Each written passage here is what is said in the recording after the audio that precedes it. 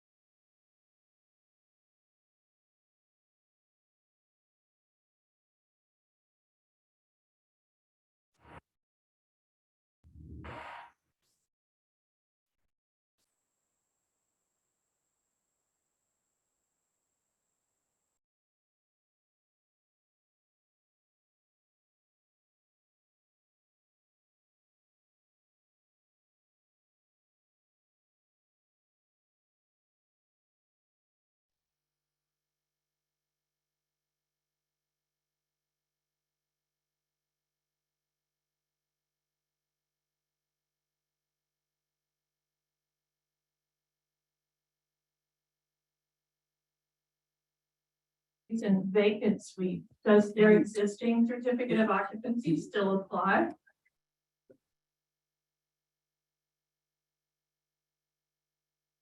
False. Certificates of occupancy, again, are for a specific tenant in a specific space.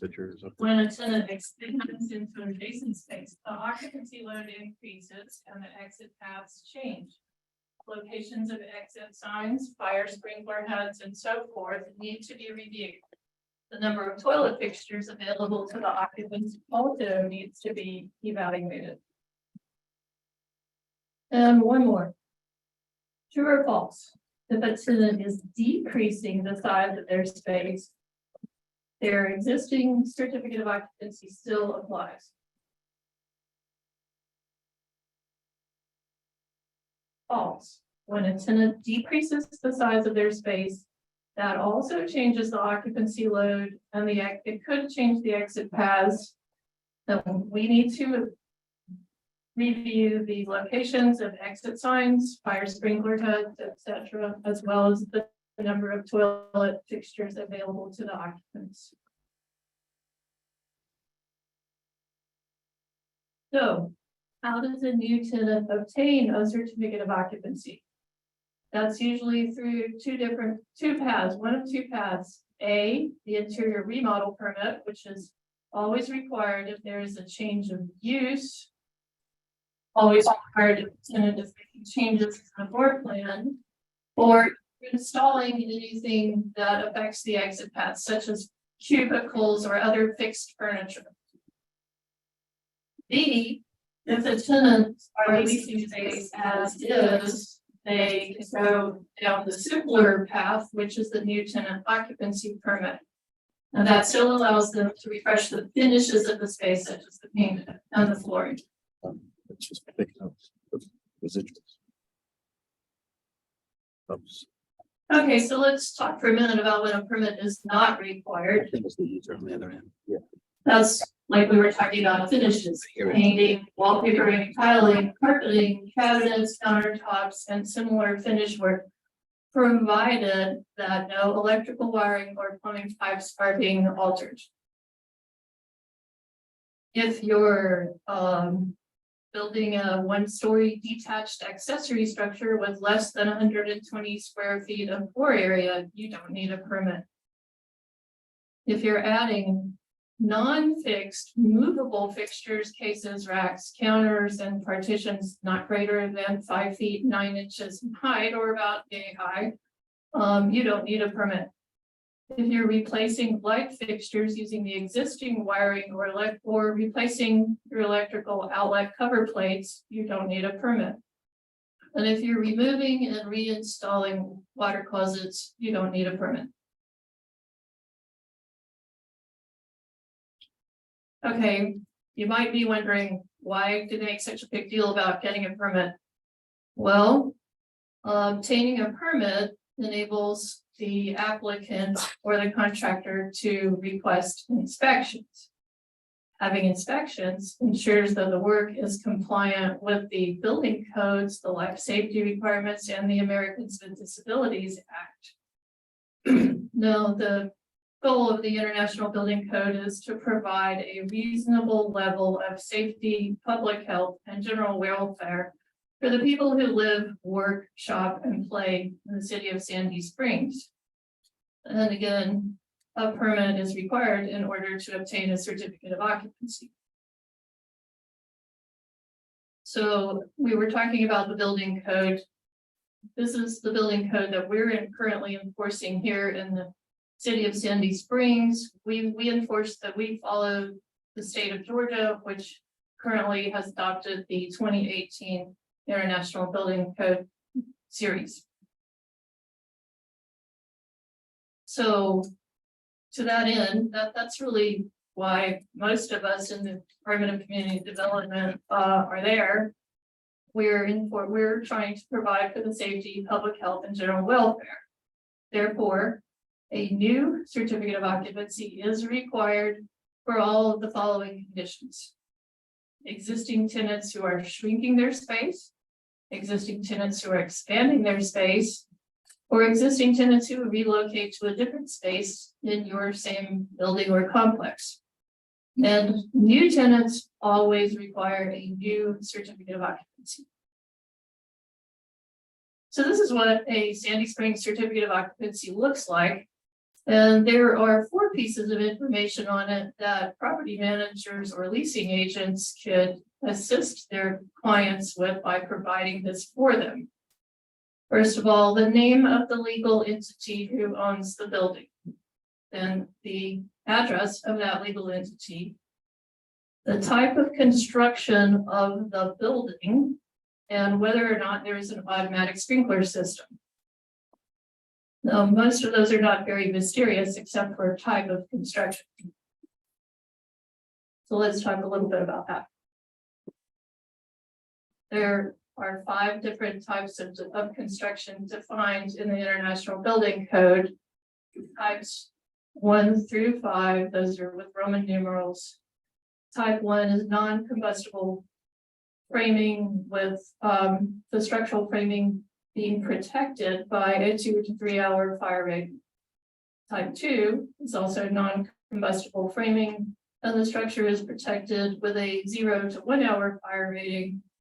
Type 3, the exterior framing is non-combustible, but the interior framing can be of any material, and the roof material, and the roof framing as well.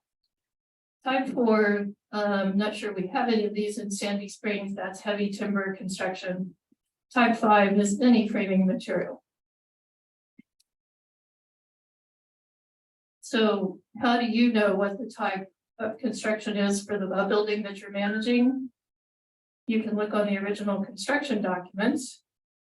You can consult with a design professional, or you may find that information on other construction documents that were prepared for previous tenant remodels.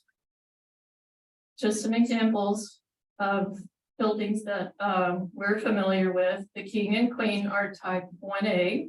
That's the most stringent. That's one of the most stringent restrictions. The Springs Shopping Center, which is across the street from our building here, is type 3A, and most single family houses are type 5B. So there are 2 ways to apply for a permit, online and in person. That's the homepage of our online portal. The documents that are needed to apply include what we call the paper building permit application, which you still have to fill out and scan and upload. The construction documents prepared by your design professional. And then there are odds and ends of other things depending on your particular project. Like if it's a restaurant, you need some things from the health department. You may, determine your occupant load based on a different method that your design professional will be familiar with, and they'll prepare a document for that. And there's another form that we're going to talk more about later, which is the commercial owner authorization. Yes. The property manager needs to execute this form for the tenant. And you're either authorizing the tenant themselves in the case of a new tenant occupancy, or you may be authorizing a general contractor if the general contractor's already been chosen for the project, or you may be authorizing an expediter if the general contractor hasn't been chosen. You're authorizing them to act on your behalf. Other quick questions: who can apply for a permit? Any of those 3 entities that can apply for a permit, or their designee. There's a form they can use, an agent form that they can use to allow someone else to apply on their behalf. Who can pick up the permit? All right, for occupancy, the tenant can pick up the permit. For all the other commercial permits, it needs to be a licensed contractor. When are the fees due? Fees are due at the time of application. There's one more permit that I need to talk about that relates to tenant spaces, and that's the utility reconnect. Lots of times if the space has been vacant for a number of months, you've had the power turned off. It's been off for more than 6 months. Georgia Power will not re-energize it until they get a wiring approval from us. The way that you get that wiring approval is by applying for the permit. And then before we issue the permit, we're going to require a written statement from a licensed electrician stating that he or she visited the site and found that the electrical systems were still intact and in safe operable condition. Now, the applicant provides that statement to us. We issue the permit. We can even issue that over the counter if we have all the correct documentation. Once the permit's been issued, the applicant can request a utility reconnect inspection. The building inspector goes out and does that inspection, and Upon approval, we send in a wiring approval to Georgia Power, and then the service is reconnected. So again, there were two ways. I mentioned that you can apply for a permit. One is online, the other one is in person. To apply in person, there is an app, QList, that you can use to make an appointment to come into City Hall and visit with our permit coordinators. And if you have any questions about anything related to permitting, you can reach our permitting helpline, which is displayed here on the screen.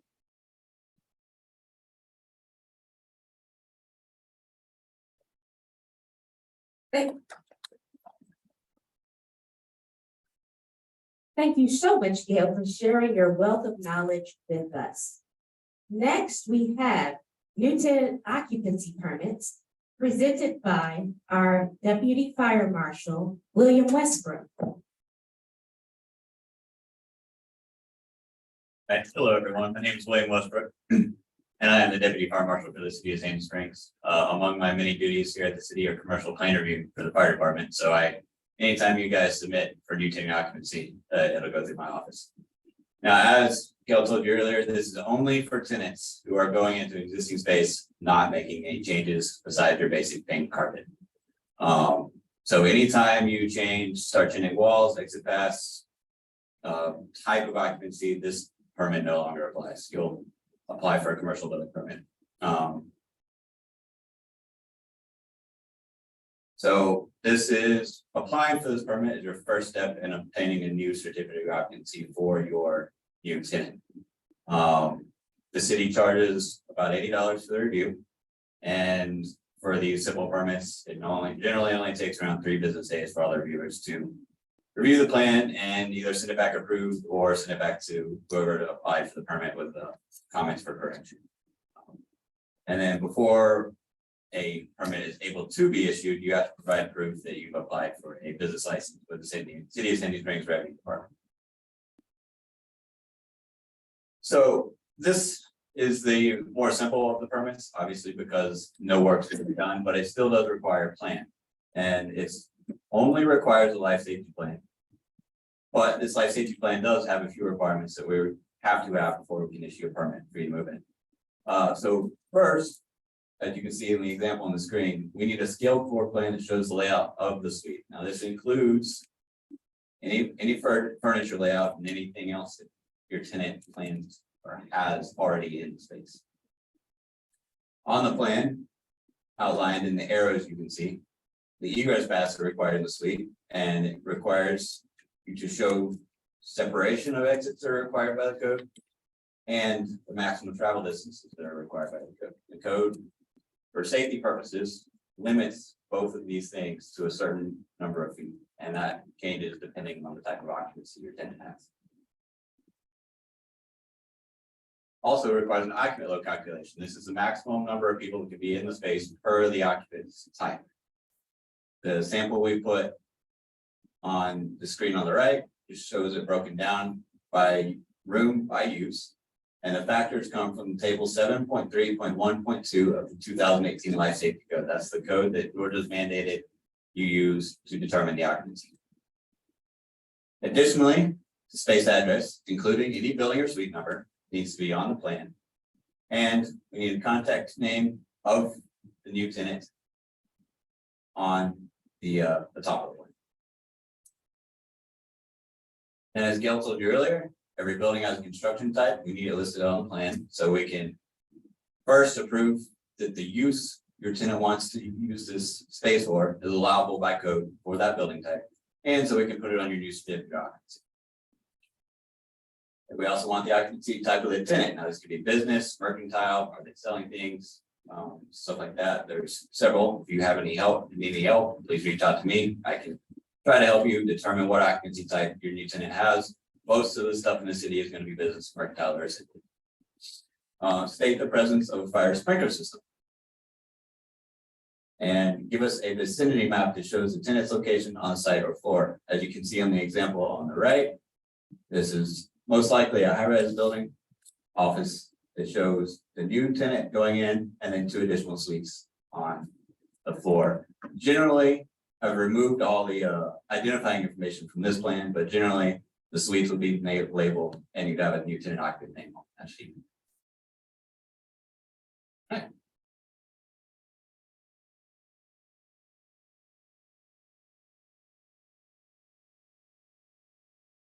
Thank you, William, for sharing with us the details on the life safety plan.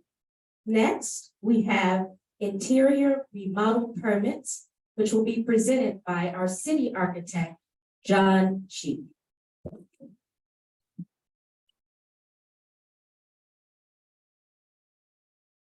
Great, well, good morning. Dale and William have talked about term for limited scale permit. And so I probably will hit a number of points again, but they're important points to remember. Here are some of the things that I think you need to keep in mind while thinking about a permit, whether you need one. Because you also need one if you have a change of use. So in a strip center, for example, if you change from a restaurant to an insurance office or a restaurant to a shop, and it's going to be a change of use, you're going to have to get a permit. You're going to have to bring everything in space up to code. Or when you're making changes to a floor plan, which I think we touched on before, then you're going to need a permit for all of those. A clicker, or somebody else. Okay. And as the others have said, there are several pieces, but in a commercial remodel permit, in all likelihood, you're going to need all of those pieces. So you're going to need a cover sheet that goes over all the information that William talked about that we would be looking for just in an occupancy permit, including the life safety plan. And a demolition plan. We always want to see a demolition plan. So it helps us establish the extent of change that's going on in the space. And then the plans and specs themselves for the construction, the architectural, the MEP, any specialty that you have, low voltage, anything like that, that you have also needs to be in the set. And you need to be clear on your ADA conformance.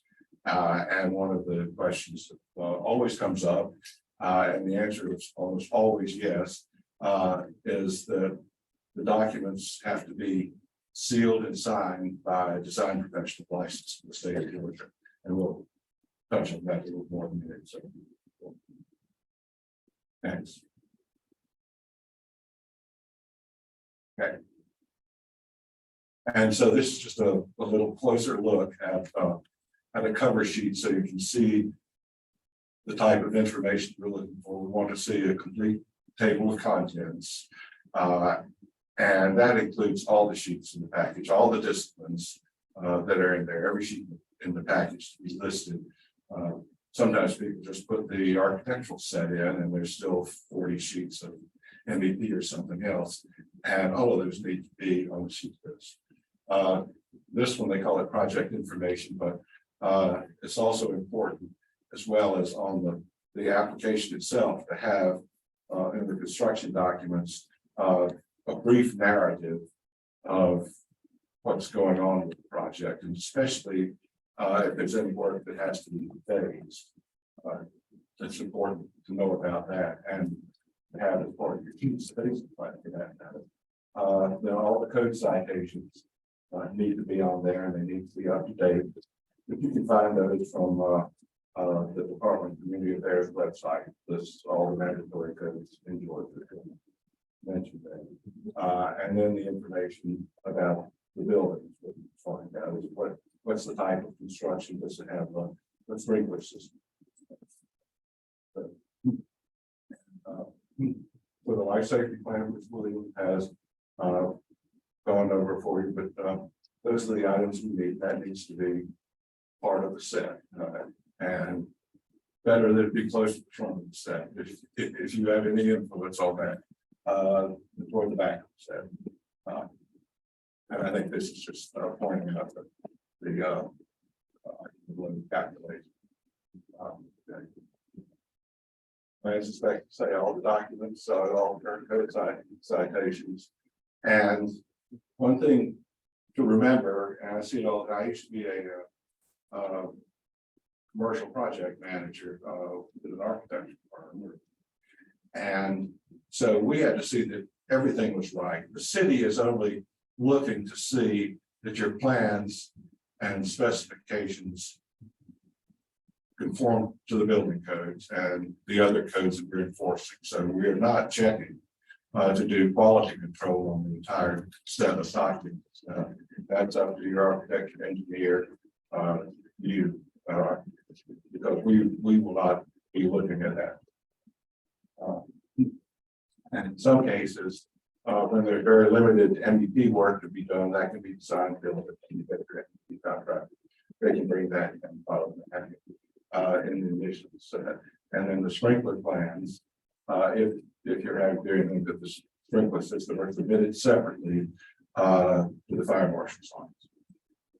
And again, all this stuff needs to be sealed and signed by the design professional. 99%. We talked about the supporting document scale, talked about this depending on what you're doing. There's an assortment of different documents that that you might need if it's a restaurant, for instance. You're going to need approval from the Fulton County Health Department. And we have nothing whatsoever to do with that. That's all up to the health department, and if they approve the food service portions of it, then we accept that. The same is true with grease traps that restaurants have to have.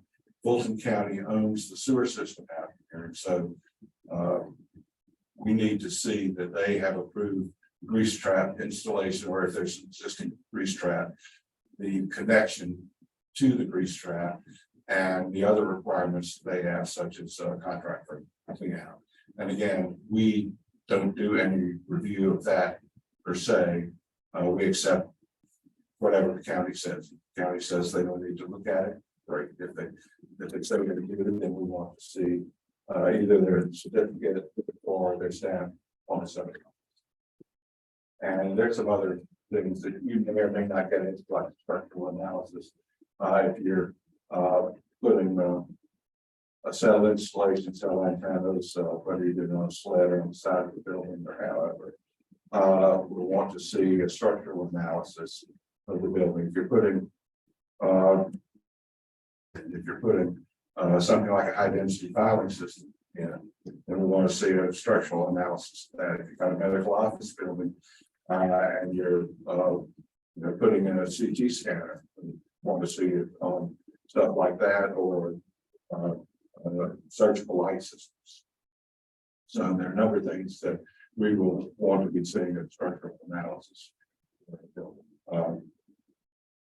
If you wonder, because I may have mentioned that you have to have a design professional stamp and signature on the plans.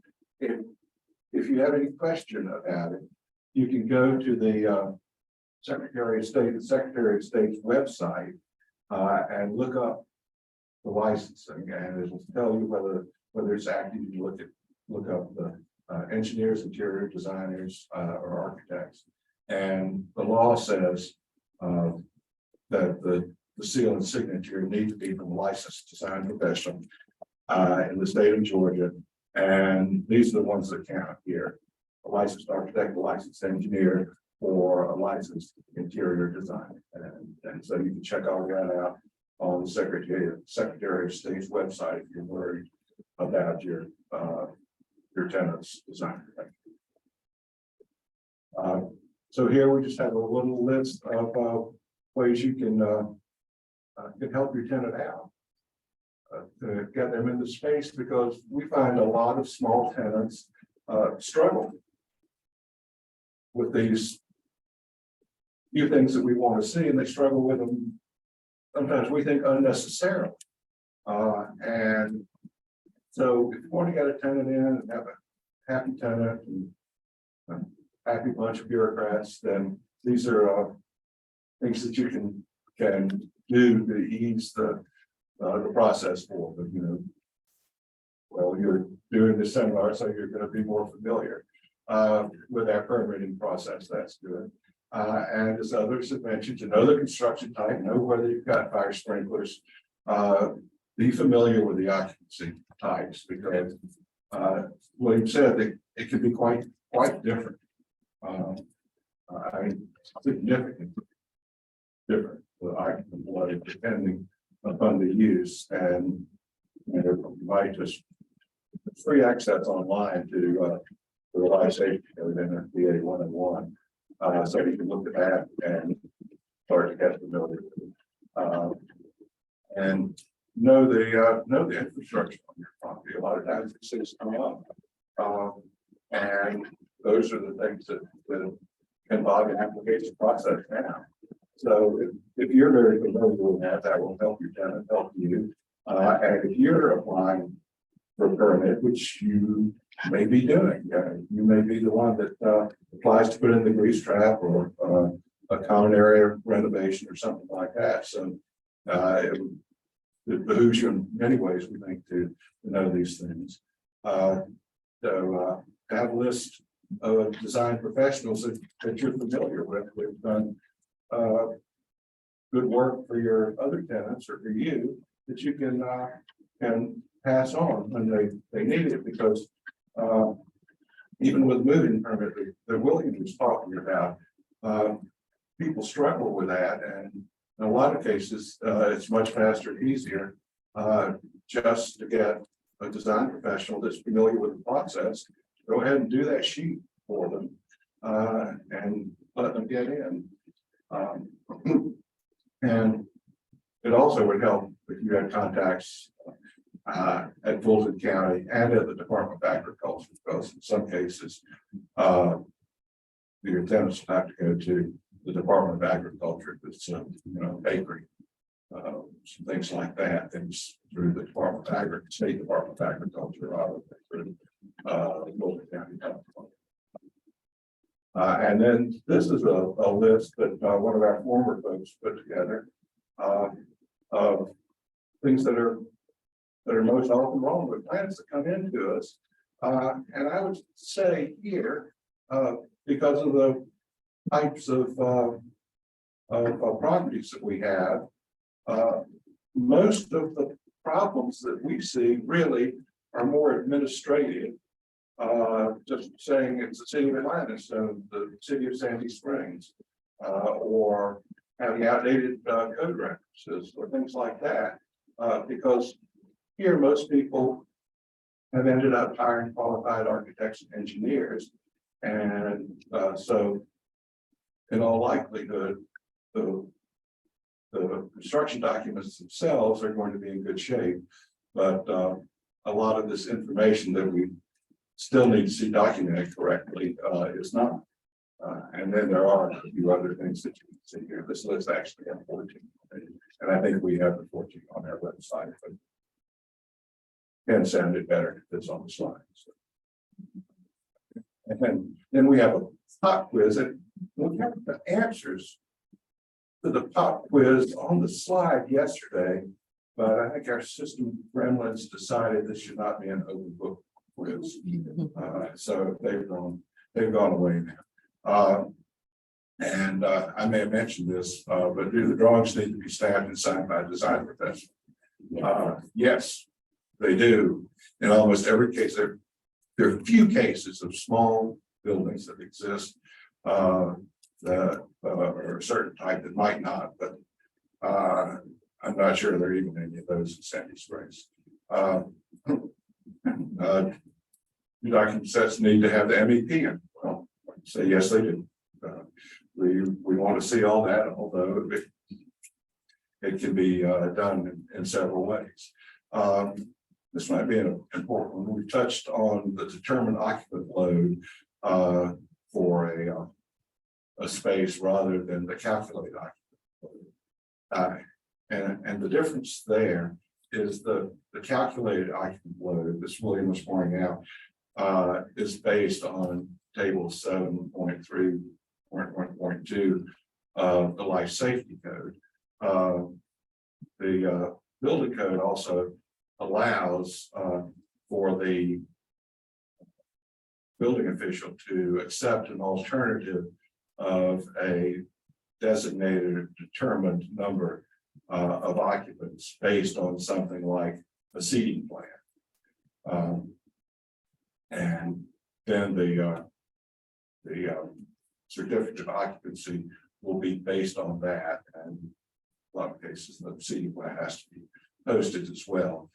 So you can use that, but the problem that we have with it, well, one of the problems we have with it when we agree to use it, is that people forget to submit it, and because of our, we have a 10-day review process, and every time something comes back through, it can be another 10 days, 10 business days.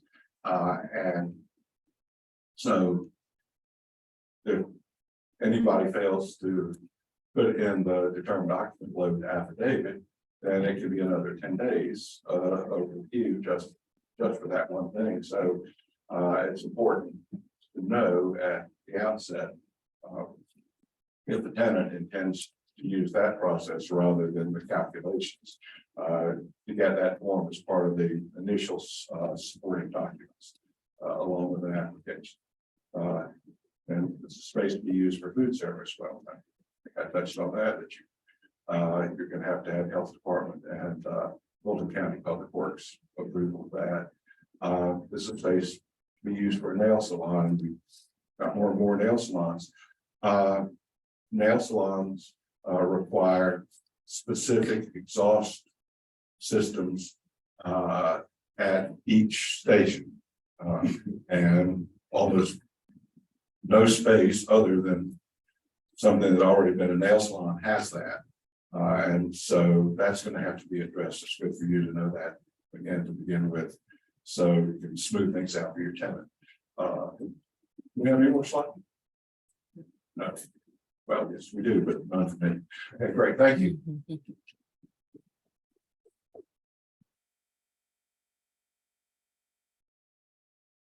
Thank you, John, for expanding our knowledge of commercial permits. Next, we have Matthew Onspot, who is a senior planner, and he will speak to us on EV charger permits. You, Maria. Hi, everyone. It's Maria, the senior planner. And today our topic is electric vehicle charging stations or installations. Should note this doesn't include your private residential situations. Those are basically exempt from this. Those would fall under mechanical equipment in your home. Just need to be screened and placed properly. But for the purposes of today, talking about the more public or commercial installations, EV has become a considerable topic in our city and pretty much everywhere for that matter. With that in mind, the city is currently doing a development code review, which will include some regulations that better prepare for these types of installs.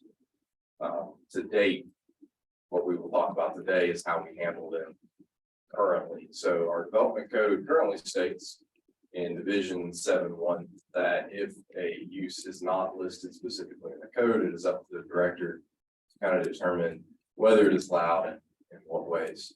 So we're going to go over that a little bit today. Keep in mind that everything we're talking about. If you have more questions after today, that's fine. We all do, but come to us because there is some gray area to work with depending on the situation, the impact. It's more of a case-by-case basis, but for the most part, what we talk about today covers your general questions. So what we consider the most impactful types of stations that come to us currently, we consider as unmanned retail structures.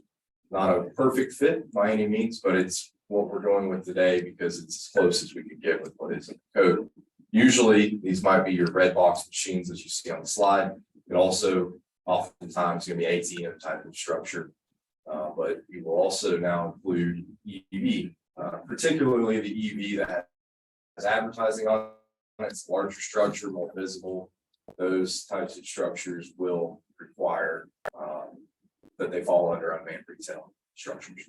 And with that, there's a limit in our code to how many of those you can have on a particular site, 3. It's worth noting that if you have a pedestal with an EV charger on it, and there are a couple of actual kiosks on that one pedestal, we will count that as just one. So depending on how many chargers can go on a pedestal, it could be a few more than just 3 in terms of functionality, although the actual structure itself is still limited to 3. Couple of typical installations that we see come in are the parking garage. There really is no limit to how many. The location just needs to be in the parking garage. Pretty wide open in terms of what you want to do there. Install electric vehicle charging. The permit, as you see, that you must apply for will be a commercial addition alteration. And then in addition to that, you see this on the surface parking lots. This is where it gets a little more gray on what's allowed and how. But the main things are going to be that, again, the quantity is 3. And that you screen these pedestals appropriately. And we also will look to see that the pedestals are located as close to the building as possible in terms of the parking location. So again, with continuing with that, the screening portion of placing on surface parking is found in section 829. Digital signage shall not be visible from the street. So even if you can see it from the street, it's going to be a long ways away. So maybe you cannot read it.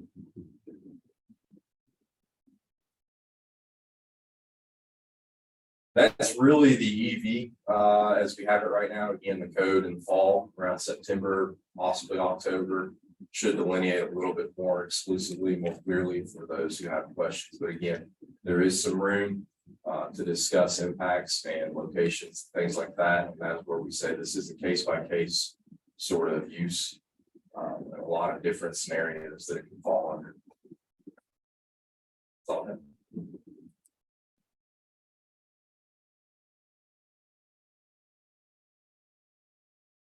Thank you, Matthew. And next we have our building official, Jonathan Livingston, to speak to us on co-working spaces and sign permits. Hey, everybody. We've kind of had a few seminars on this, so I'm not going to go into too much detail about it, but wanted to kind of touch on some highlights as far as what we typically see for commercial properties. As you can see here in this seminar, this is all the different types of signs that require a permit in Sandy Springs. They all have very similar type of connections and things like that, but they're a little bit different. We'll go into that. So essentially, you can kind of break signs down into 3 basic categories. You have basically your wall-mounted signs, you have ground-mounted signs, then we have our temporary signs. So I want to talk a little bit about wall signs. The most common sign that you guys see is going to be a typical wall-mounted sign. It's the sign that's attached to the vertical face of your building. That's 90% of the time what we see. So what exactly is it? Obviously, it's just basically one that's attached to the wall. And the key thing to note about that one is it can't project more than 1 foot, otherwise you're going to be in a different category. But they all have similar connections. The other limit is that there's different requirements or allowances depending on whether on the front, on the primary building facade, or whether on the side building facades. So if it's on the front, the main front elevation along the primary street, the maximum size is 1 square foot, or excuse me, 1 square foot in size per 1 linear foot of building length. And if it's on the side, it's half that. So it's half a square foot per 1 linear foot. But the minimum size for any of the signs, if you have a lot that's smaller than that, is going to be 32 square feet. Or the maximum, depending on which way you look at it. So what do we need for sign permits? Obviously, everybody has to have an application, but like we've talked about already several times, because the tenants don't own the property, they need your permission. So we need an owner authorization. They need an existing building elevation, and on that, they want to show the proposed building elevation. So that's the rendering of where the sign is on it. That gives it a better idea of where they're going to do, where they're going to install it, whether it's on brick, stone, ephes, metal studs, some special screening treatment on it. We just need to see that gives a better idea of what the connections are supposed to be. Yeah. So monument signs. Monument signs are signs that are attached to the ground. They are independent structures. They're not attached to the building. So they're just, you typically see them along Roswell Road or whatever, like this one you see here. And it kind of has lists all the different types of other businesses that are in the shopping center. So some general rules for those, must be set back at least 5 foot from the front lot line and 10 feet from a common lot line. They have to be located within 100 feet of a street, or signs located within 100 feet of the street, have to have the address on it. Most of the time, these are by the street because you want everybody to know what business are in, so that you can it's happy, so they get business. So you have to put the address on it. The base must be constructed of durable materials, meaning concrete, usually the most common one. Because if you just build out of wood, it's eventually it'll decay, termites will get to it, something will happen to it, and then it becomes unsafe. It can fall over to other pedestrians walking by or on vehicles. So we want it to be a durable structure. And these signs may be externally or internally illuminated. So what are the size restrictions for monument signs? Well, you're allowed 1 sign for every 500 feet of frontage. And if you have a larger lot, it has to be at least 500 feet apart. And the size area depends on how big your lot is. So if you're less than 500 square feet of street frontage, then it's 32 square feet. Up to 1,000 is 48, and over 1,000 is 64 square feet. So what do we need for wall sign permits? Again, an application, then an authorization. But for this one, what's different is because this is on the ground, I need a site plan. Site plan is showing the exact location of where the sign goes, along with all the information you get from the sign company or structural engineer would be your proposed elevations, the overall dimensions, what materials are being used, and then also your structural details. Because this is a independent structure, it has to be designed by an engineer, and it has wind nut on it essentially. So think of it like a big old sailboat, and that's the sail. So we have winds blowing by, it has to be able to withstand those loads. So the size of the footing, the vertical rebar, whether you use a steel column or whatever, that's all going to be very important, and that's what we need to see. Temporary signs. We have lots of temporary signs too, especially in the smaller complexes. We all know what a temporary sign is, but the restrictions of those is that they can't be any larger than 32 square feet. So, and as far as where they can be posted, if they're on the ground, they can't be any taller than 4 feet. Typically, you would see something maybe you would stick in the ground or something like that. But when they're placed on a building, the maximum sign height is 24 feet and it cannot extend above the roof line. So we don't want them really high up in the air. And they can never encroach into the right of way. That's really important because signs, they're typically larger, they're allowed to be larger. And that can then affect, sight distance when people are kind of turning in and out and things like that, or they can sometimes be distractions. Couple things is the signs may be displayed on the same lot for a maximum of 3 2-week periods of time. It's a little confusing, but basically, if I have a temporary sign, I'm allowed to put one up for 2 weeks. And you're allowed to repeat that process 3 times a year for a single tenant. All right. New buildings. New buildings are a little bit different. Obviously, if you're building a brand new building, you want to advertise that. Maybe you don't have your big old marquee sign on top of the building yet. If it's a nice small structure, you may put a temporary banner up there. They may have a little bit different requirements. A banner is allowed for a one-time period of up to 6 months. So you can have these large, they're also larger, 120 square feet. So you can have a larger banner posted up for 6 months. Now it does have, because they're higher and they're much larger, we do need to see how those are connected to the building. So what do you need for temporary signs? Obviously, like we said before, the application, the authorization, the existing building elevation. That's really the main thing we need. Just like any of the signs, I need to see what the building elevation looks like before, what the elevation looks like after we put the sign up. It's basically a little rendering. And just kind of show me where it's going to be attached back to the building. Pretty simple. So signs, I know a lot of people just think about signs, it's just a sign, but it's not just a sign. Think of it this way, a sign is an overhead safety hazard, all right? If that sign comes loose It has sharp edges, usually out of metal. Those things fall down from 8, 10, 12, 15 feet up in the air. That comes crashing down on somebody's head, it's not gonna be pretty. So that's why we take it very serious when we do our signs. And I know the sign industry in general kind of overlooks this. It doesn't think I've never had a problem before with my signs. None of them have never fallen down, but I promise if someone fell down, they're probably not gonna be calling that same person to fix it because they want somebody to do a better job the next time. But the city uses, just like we talked about earlier, the 2018 IBC, and appendix H in the IBC is a section specifically about code, about signs. This is what shocks everybody. Currently, in Sandy Springs with this current building code, we're designed for 105 mile an hour wind. That's the most common. That's type 2 or risk category 2, which is business, which is most of the stuff for you guys. It's 105 mile an hour wind. That's a 3-second gust. I don't know about you, but that's basically hurricane force winds, right? But that's what we're designing for. You ever try to stand outside in a big storm and you have 60, 75 mile an hour wind gusts, you can hardly stand up. I'm designed for 105 mile an hour wind. To put it in perspective, that's what these things are designed for. All right. So that's why we look at the details very critically so that we can make sure that they're attached properly. Seismic load. Seismic load is not category C. Put that in perspective. B is normal. That's nothing. All right. So we actually do have seismic.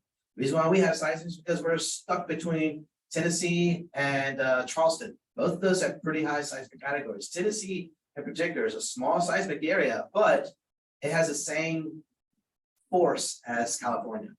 It just doesn't happen as often, but when it does happen, it can be big. So that's why we're affected by that. We're a size C. But since we're 105 mile an hour wind, it's essentially the same. Wall signs. So key thing to note for wall signs, and we run into this all the time, and there are thousands of signs that are attached to it, but they are not allowed to be attached to brick. It's very clear in the building code.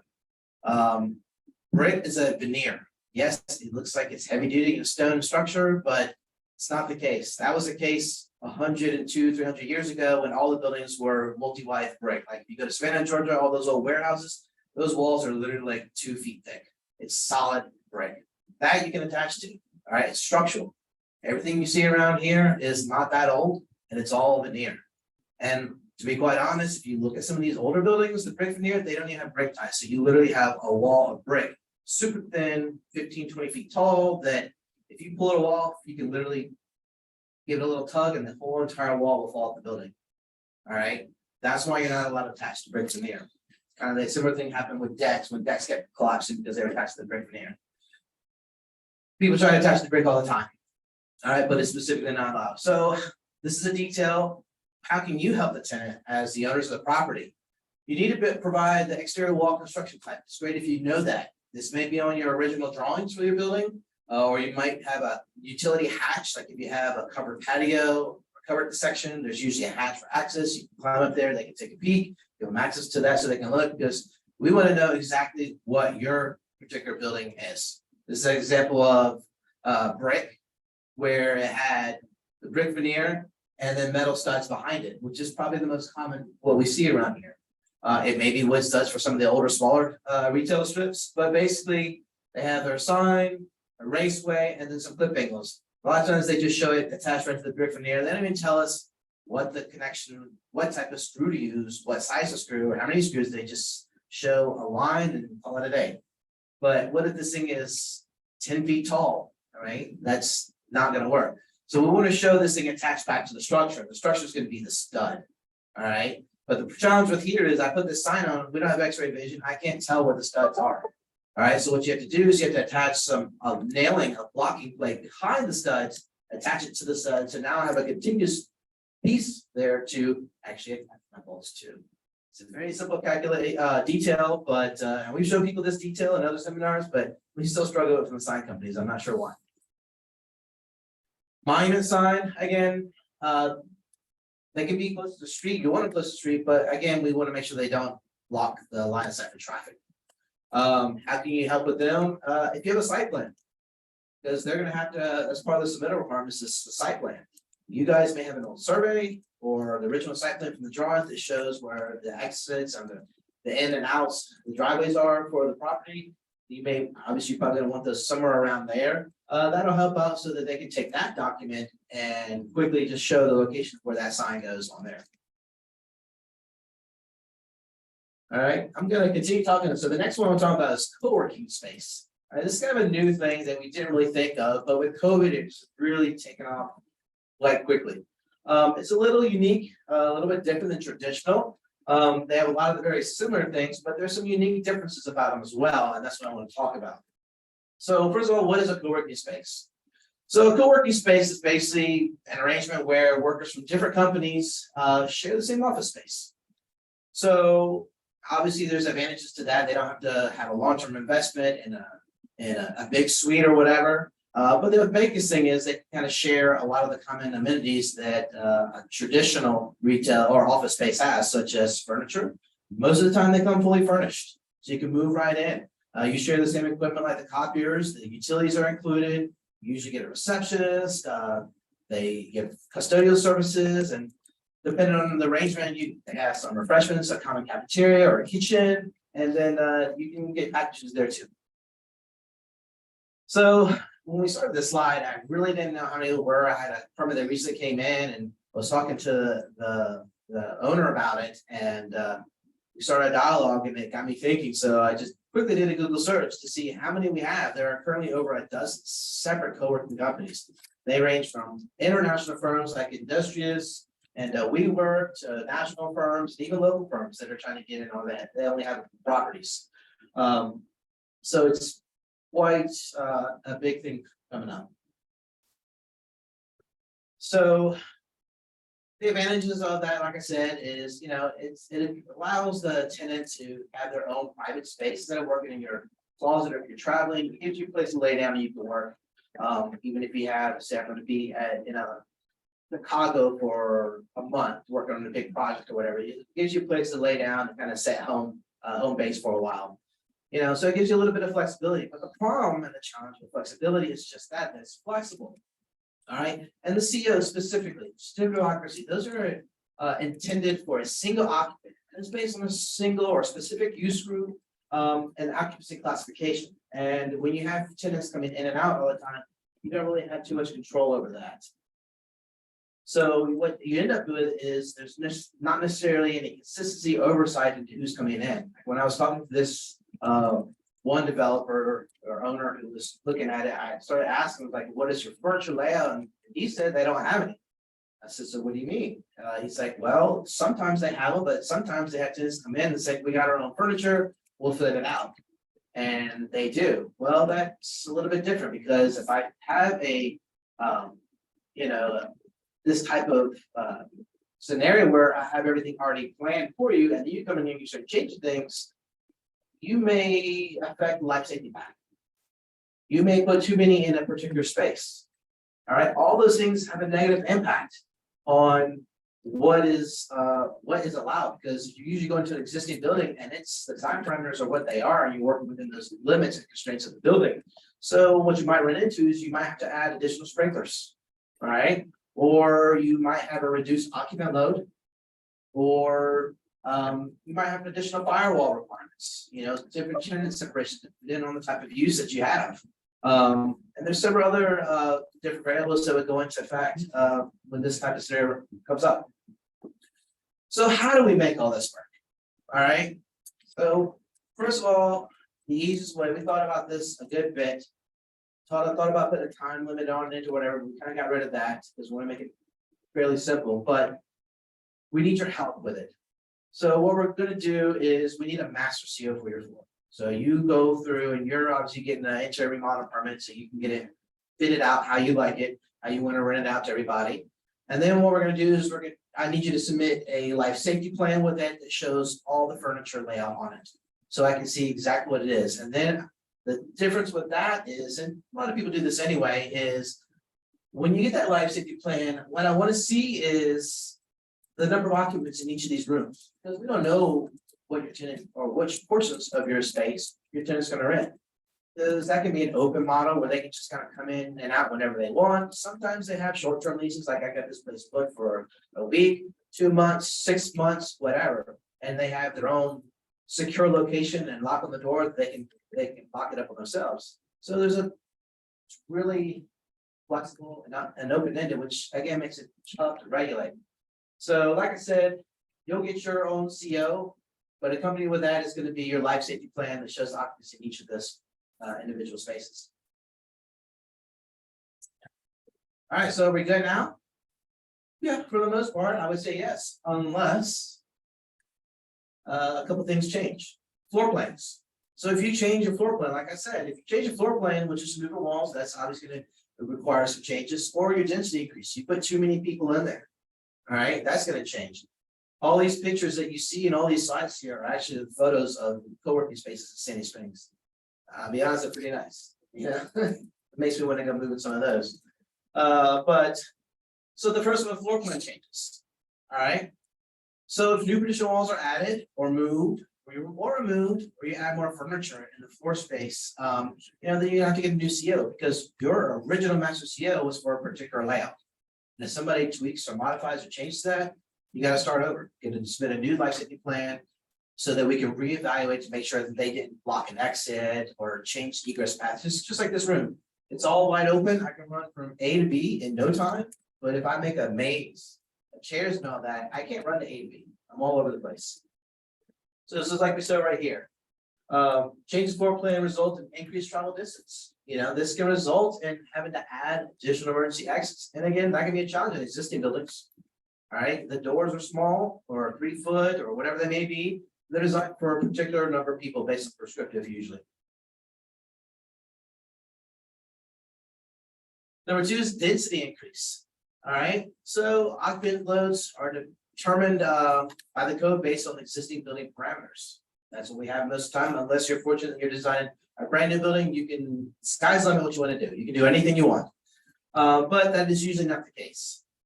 Increased tenant density exceed the allowable occupancy by code, it results in too many people in there. And if you see this photo here, I kind of show a typical scenario. So maybe this bottom picture that you see here on the bottom left, that's your normal layout that maybe you proposed, right? This is what you showed everybody, and this is what you're trying to lease out. But yeah, when they move in, you agree, hey, we'll add a couple more desks and chairs, that's fine. And what you find out is you've really changed a lot. So for example, this first one, say this guy in the very back corner, he comes up this, goes down this nice aisle and gets out the emergency exit. All right, nice, clean, open aisles. Compared to the picture on the right, the guy in that top left corner, let's say the emergency exit's here on the left. All right, that guy in the back up corner has to go all the way down the aisle, come down the aisle, wait, there's a receptacle, recycling bin there in the way. So they have to turn, and then when it goes straight out to the left, a little squeeze to the little between those desks, but that guy has a stand-up desk right in the way. All right, so now he has to back up, go up, come down further to the screen, and now somebody's a falcon, so they gotta go all the way down and around, back and out. So there's a huge difference. And that makes a big impact on the life safety plan when you do those two things, add more walls, add more furniture, increase density. So what does this mean? So if you see the code and life safety plan, obviously you can't occupy the space. You never are allowed to have more people than what you're originally allowed to. That's listed on your certificate of occupancy. So you have 2 options for compliance. Reduce the number of people in. That's the easiest thing to do. So you guys got to go, you need more space, go somewhere else or whatever. All right. Because the fire marshal or I, building official come in and we do a head count or something, there's too many people in there, we will shut you down. We will ask everybody to please leave. Fortunately, we don't really have to do that often, but we had to do that one time. Somebody was doing some renovations to some stairs on another property, and those were one of the egress stairs. So they didn't have 2 exits. So it was not safe for people to occupy the building in case of emergency. So the second option is, as you have to evaluate, you have to hire a licensed architect to reevaluate your life safety plan to see what your options are. All right. Those can be several different things. First of all, you got to apply for interior remodel permits. And then eventually you'll get a new CO. But when the architect, he's going to be looking at things. So I need to add a second exit. That's why when you go to New York City, these older buildings that are there, they have exterior fire escapes. That's one. They have 1 indoor. You gotta have 2. So they have now everywhere has exterior fire escapes. All right. So things like that is what we're looking at. So what's wrong if I have a full workspace, what's wrong with it? All right. It's my space, I'm well on it. Well, the problem is it can lead to overcrowding. All right. This can overwhelm the emergency exits that you do have. And that can result in dangerous bottlenecks in emergency situations. So there's several studies out there that show crowd behavior in high stress situations, and they can lead to people making some irrational decisions. You get stampedes, every man for themselves, mentality happens, and then people get trampled, serious injury, and people even die from it. You've read about it, seen on the news many times, like in nightclubs and things like that, where the doors, one of the two doors is locked. You can't have that. So what you do then is, like I said, the architect is going to have to look at some alternative solutions for safe egress. John talked a little bit about it. You can reevaluate your occupancy calculations. There's other things you have to, like delayed enunciators. When the fire alarms go off, so only these people hear it first, so that they go out, and then these people hear it, so that they can go. So you have like staged exits so that you don't overwhelm them. So what are we here for? It's safety. Honestly, we want to make sure that the tenants are safe, make sure that your buildings are safe, and put in parentheses. Unfortunately, we're in a sue happy world that we live in, but if we do all this, stay on top of it, we can reduce our list of liability in lawsuit. So pretty much sums it up for co-working spaces.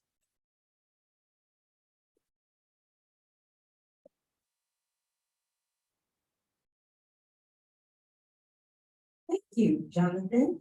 Now we will talk about annual fire marshal inspections, and we'll have William Westbrook come back again.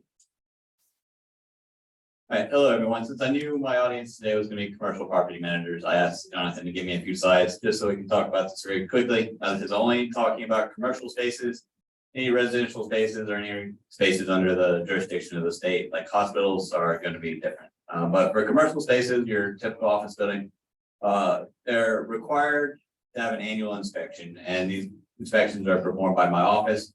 Generally, we will schedule these ourselves, but if you need inspection in the meantime or licensing or something like that, please feel free to reach out. I believe my contact information should be on the last slide of this presentation. So, or you can go to the website and our general information line will be there. So during your inspection, we're checking for a myriad of things, but one of the most important things is any life safety system you have in your building. Now, these will not apply to everyone. Not everybody has a sprinkler system. Not everyone has a fire alarm system, but for the most part, these are going to be the most common thing you see, and maintenance is required on these systems at least annually.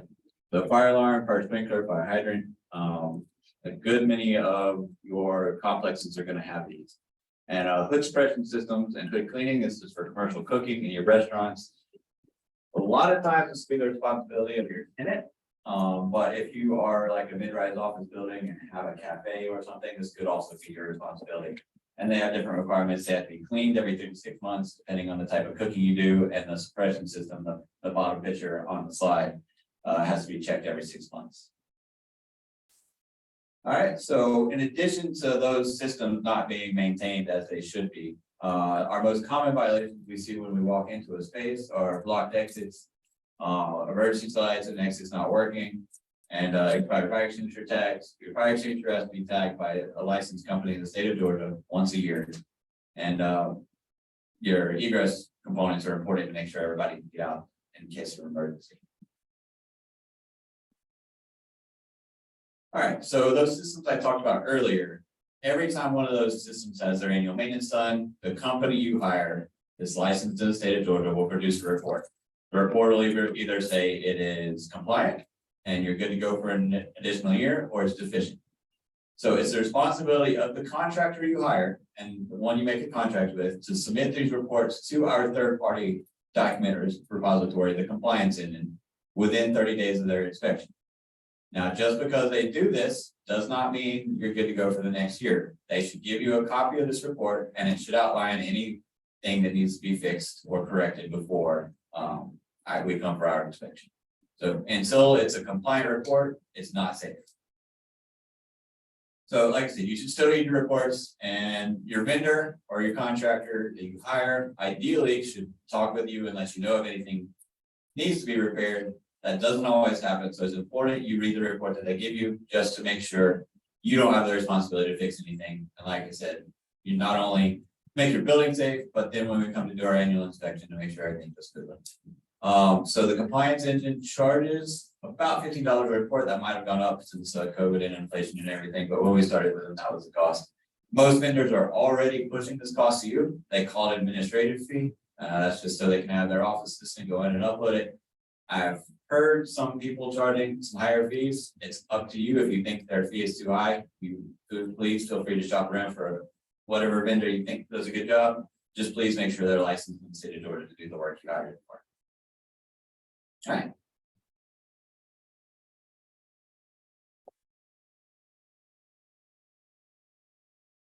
Thank you, William. Now we will have addressing and change of address that presented by Bridget Lawler. And Bridget is our GIS manager. Hi, my name is Bridget, and I'm going to talk with you about addressing. The GIS department maintains a list of addresses. We provide our addresses to 911. Additionally, emergency services such as fire and police use our addresses as well. So we need to make sure that we have the correct address on your plans when we review them. If the city does not have your address, emergency services could be delayed. There has been more than one incident, unfortunately, where emergency services were delayed.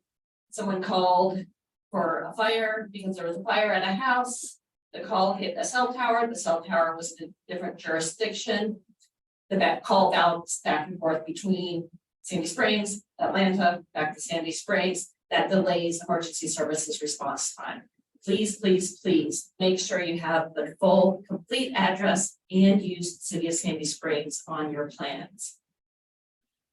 When you submit your plans into our online permitting portal, there are a few different ways to search for your address. If it doesn't come up the first time, try a different method. The easiest way is using the street number and the street name. If that doesn't bring up the suite and the address and the suite that you are looking for, try using the suite number hyphen, try using the street number hyphen the suite number, such as for this one at 1000 Abernathy Road. If you're looking for, let's say, suite 120, you would type 1000 hyphen 120. A third way, if all else, is just type in the street name, especially if it's a small street, like Cliffwood Drive, there's not a ton of addresses on there. You can just put that in and then go through the list and find the address that you're looking for. And if all else fails, just type in the street number. Hopefully there won't be too many and you can go through that list as well. With your documents, you're going to have your cover page, and on your cover page, you need to make sure that you have the full address, including the suite number. Use Sandy Springs as the city. And then you're also going to have a vicinity map and a key plan. And our fire marshal spoke about that a little bit. We're going to go into some more details on that. On the vicinity map, all you need to do is grab a screenshot from any mapping software that you currently have from a web browser. You can use Google, Waze, Bing, just about anything. Type the address in, grab a screenshot of the point, and zoomed out a little bit. You do not need to include your suite number on the vicinity map. The key plan, this is going to be a layout of that single floor in which you are working. Make sure all of the existing suites are labeled. Also label the area of construction. That should be in a different shade from the rest of the building so we know where you are working. If you're combining suites, let us know which suite you're retiring. Which suites are you taking over? If you're splitting suites into multiple suites, give us a list of the proposed suite numbers. We're going to make sure that the suite numbers are in order, either clockwise or counterclockwise. Again, this is just to make sure emergency services can get to the tenants quickly. On all the other pages, you can include a tie block on the cover page, but especially on all the subsequent pages, make sure you have a title block. It needs to have the full address, including the suite number If there's a building number, make sure you're including the building number with the suite number. We need the full address. Also have Sandy Springs listed for the city. You can have it going horizontal, it can go vertical, as long as all the information is on there. That's what we're looking for. Thank you.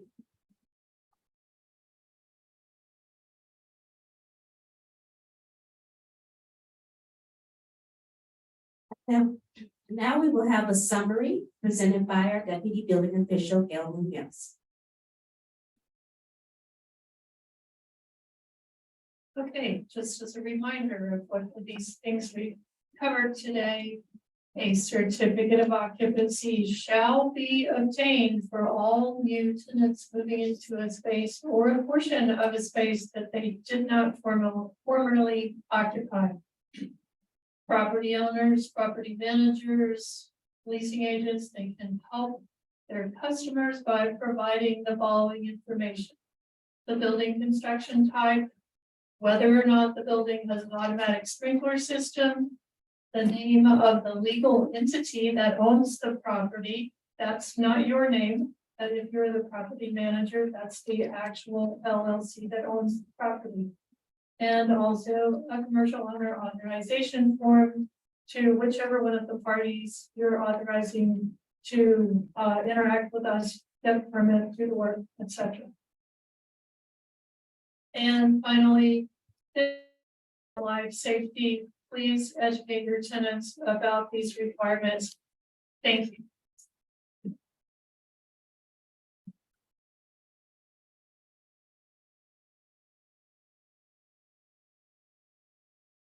So does anybody have any questions? There's a good bit of information in there. And if not, well, thank you everybody for attending today. We will post these slides online for everybody to have download. Feel free to share it to all of your other tenants that you have in other places, other retail centers. That would be great. We want to get the word out so that everybody can get this information. Thanks. Y'all have a great day.